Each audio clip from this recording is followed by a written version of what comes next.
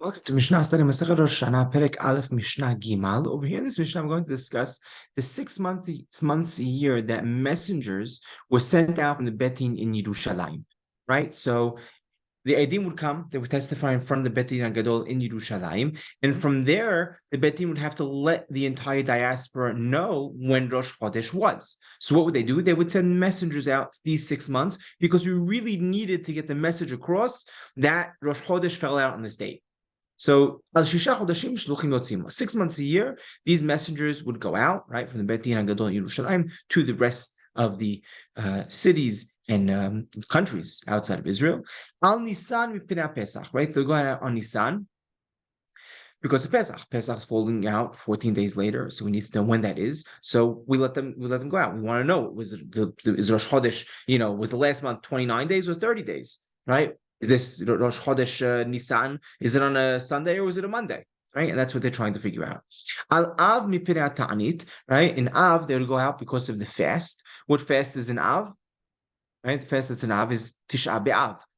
Interestingly enough, there's no other ta'aniyot that they're going out for. Right, they're not going out for Asara B'Tevet and so on and so forth. And why so? Because in the times of the second Bayit Sheni, right, the second temple, they wouldn't fast on Asara B'Tevet and Shiva Asar B'Tammuz. Right, it wasn't obligatory. Anyone that wanted to, they can. If they didn't want to, they didn't have to. Right, they based themselves on the on the pasuk in Zechariah, right, famous pasuk in Zechariah.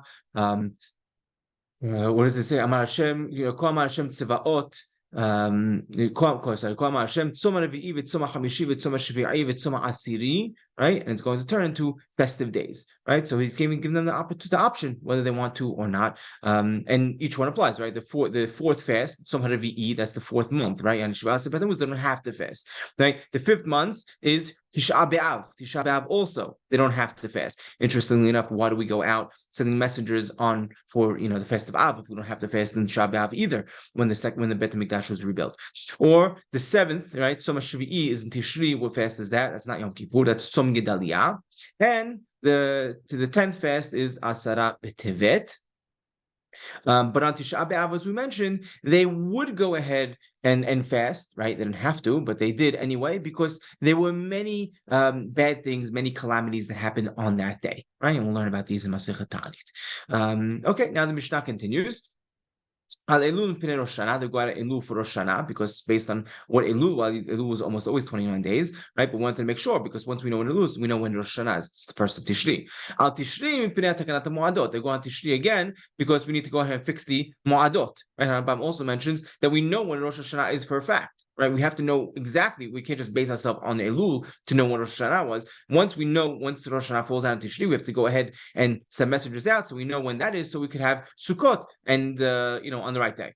Al Kislev mipnei Hanukkah, al Adar mipnei Purim, right? Ukshaya Bet HaMikdash Kayam, Yosim af al Iyar mipnei Pesach Katan. Even when Bet HaMikdash was still around, they would go even on Iyar because of Pesach Katan, which is Pesach Sheni, so they know what day to bring that korban.